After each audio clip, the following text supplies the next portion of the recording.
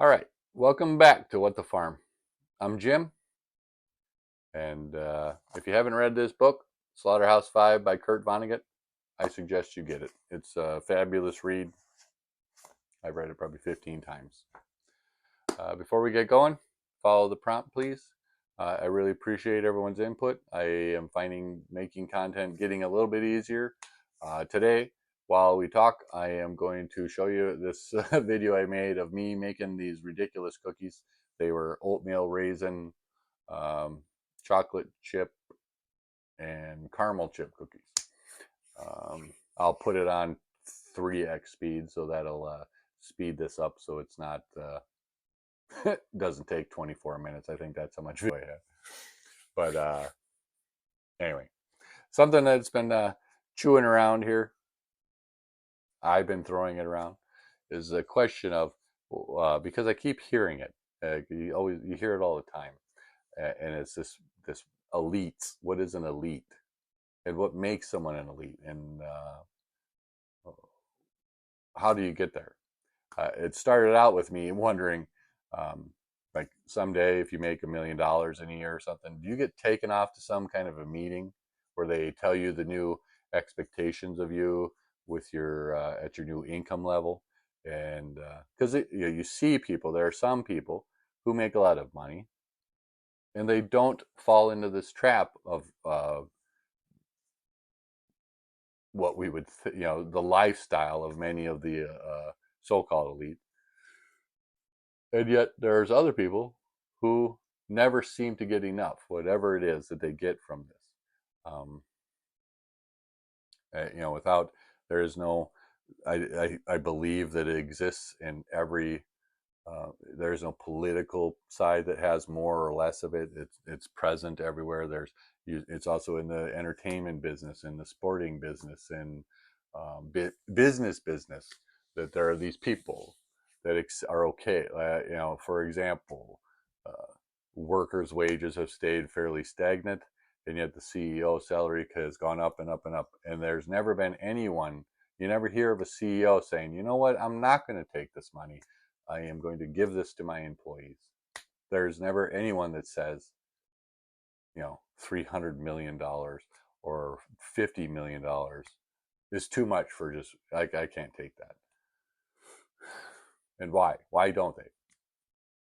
Like, does something, who tells them that there's no amount of money that is enough?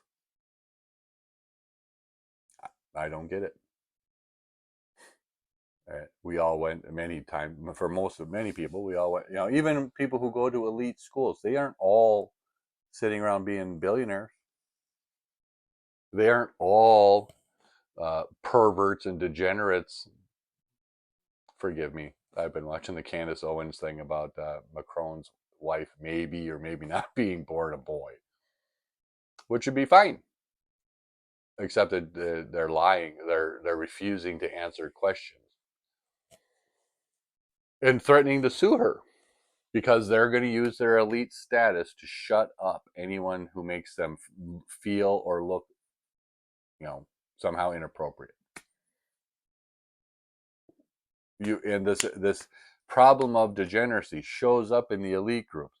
I'm starting, not to say Alex Jones was right, but there's part of me that's like, he was predicting all of this. He was aware, like somehow, however he found out or claims he found out, that there's this gigantic group of degenerate psychopaths out molesting kids and raping people and sponsoring things. And the UN is this degenerate organization that sends people off to countries in need and takes advantage of their people. And I mean what I'm talking about.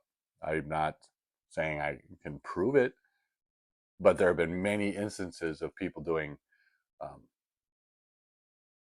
you know, the UN coming to help and not doing anything to help. We have Bill Gates, who previously denied having anything to do with Jeffrey Epstein. And now that Kash Patel is about to get confirmed as the FBI director, Bill Gates is running around admitting that he was part of the Epstein thing, and that Epstein was blackmailing him. And for anyone who doesn't know, Jeffrey Epstein didn't kill himself. Um, but even that, why was he? What made him an elite? As far as I know, Jeffrey Epstein never accomplished a single good thing. It was all a scam. And yet people listened to him. People got involved with him. Why do we allow this kind of thing? And it shows up everywhere. In the education world, it shows up everywhere. And the thing that who know, I don't know what's sold to children, to kids, young adults, when they go off to school with the values of their family and they come home to tell their parents they're horrible people, and they're horrible because their college told them so.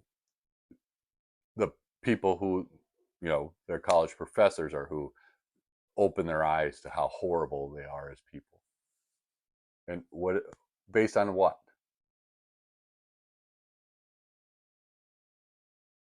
And what makes a kid believe that? A college professor, I went to college late, so I spent most of my time arguing with my college professors because I didn't believe, I had lived out in the world where this isn't true. Most of what that you learn in college is not true. It's not practical. There's no application for it. It's just a philosophy class. Almost everything that isn't math or science is all just for fun. And when you hear people talk about this group of people is more educated than this group of people, or these are the most educated, that's not true. You can get way better education from books in a library than you can ever get in a college class. The whole point of especially at 50, I would only go to college just for the listening to other people's ideas. But somewhere along the line, other people's ideas became irrelevant. The only ideas that matter is what the college professor says because they're an elite. They're the expert.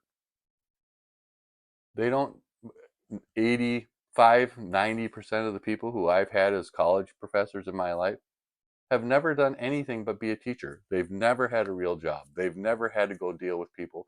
They've never had to do anything but write out grant papers.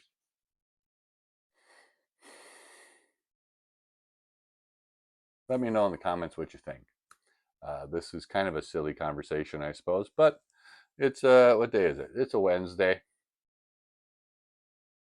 Maybe we can get somewhere. I'd love to hear what you have to say, and if this content is entertaining, we can make more. All right. I'll see you next time.